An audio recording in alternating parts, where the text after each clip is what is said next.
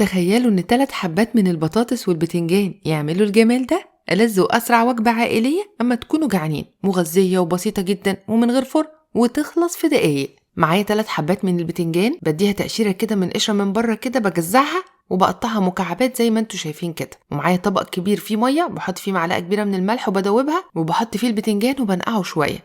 ومعايا برضو 3 حبات من البطاطس، اقطعها برضو مكعبات وبحمر البطاطس تاخد لون ذهبي كده حلو.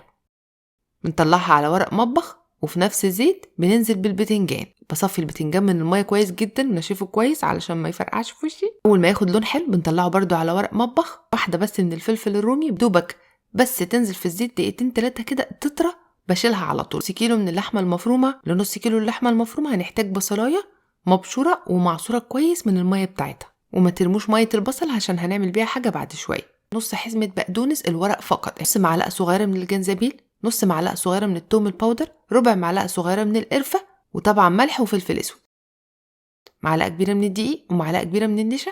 بنعجن بقى العجين لحد لما لونها يفتح. بنكورها بالشكل ده، وفي طاسة على النار 4 معالق كده من الزيت. بنشوح بقى الكفتة تشويحة كده من جميع الاتجاهات. بصوا هي ما بتتقلبش، هي بتتنطط في الطاسة كده. الحجم ده ما ينفعش يتقلب. بنقعد بقى ننططها كده لحد ما ايه تاخد لون كده. تستخدموا بقى السكيلز بتاعتكم، تنططوها كده مفيش ولا واحد تطلع بره. نحطها في طبق خارجي، نحط بقى البطاطس على البتنجان على الفلفل، نحط فيهم كمان الكفته، بس خلوا البتنجان فوق عشان ما يتهريش. ونحط كمان طماطميتين متقطعين، فصين توم كده، علبه صلصه او 3-4 معالق كده من الصلصه او اللي هي معجون صلصه الطماطم. وبنزل عليهم بميه البصل اللي احنا عصرناه واحنا بنعمل الكفته. حط شويه ملح، شويه فلفل اسود، ورشه كده خفيفه من الكمون.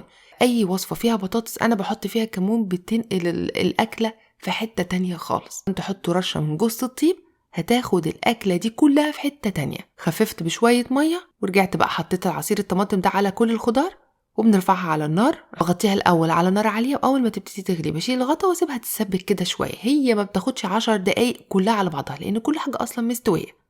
هتطلع معاكم صينية مسبكة وزي ما انتوا شايفين كده. شوفوا بقى شكلها عامل ازاي، ولا كأنها معمولة في الفرن. سهلة وبسيطة ومش هتاخد وقت نهائيا، وكلها على النار في الطاسة، وتعتبر في حلة واحدة أو في طاسة واحدة. مش هتحتاجوا تدخلوا حاجة الفرن. شوفوا الكفتة بقى ماسكة نفسها ازاي، بطاطس الزبدة والبتنجان برضو ماسك نفسه ومستوي على الآخر. أكلة تجنن، مع شوية رز بالشعرية كده، شوية سلطة ولا حاجة. ما أقولكوش بقى، لازم تجربوها، فيها كل العناصر الغذائية. وبس كده. أتمنى إن الفيديو يكون عجبكم. ما تنسوش تجربوا الوصفة وتقولي رأيكم فيها، وأشوفكم إن شاء الله المرة الجاية فيديو جديد.